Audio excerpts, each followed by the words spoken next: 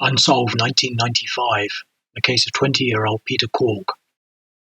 Peter Corke was shot in the back outside the Joiner's Arms in Hackney Road, Hoxton, in the early hours of the 23rd of September 1995. A 40-year-old window cleaner was tried for his murder but acquitted. The gunman was described as cool and calculating. The window cleaner was connected to the murder after his car was found abandoned in Islington. When the police examined his car, they found some firearms residue. The window cleaner accounted for it by saying it must have come from 2 shotguns that his brother legitimately owned. He was later identified as the gunman by a bouncer at the pub, but the window cleaner said that he was the victim of mistaken identity and had nothing to do with the crime. However, there was no other identification evidence linking the window cleaner to the murder. After hearing that the police were looking for him in connection with the murder, he went to ground for 3 months. However, he said that was not because he was guilty, but because he was scared of being falsely accused of the shooting.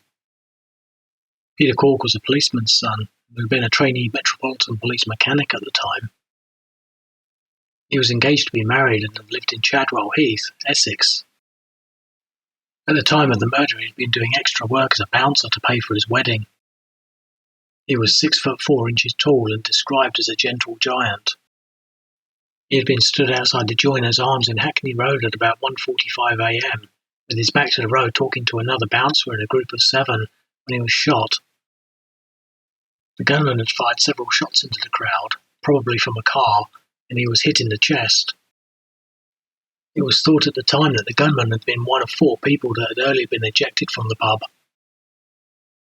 At the trial, the prosecution said that the window cleaner had shot Peter Corke in retribution after 2 of his friends were violently ejected from the pub by some other bar staff.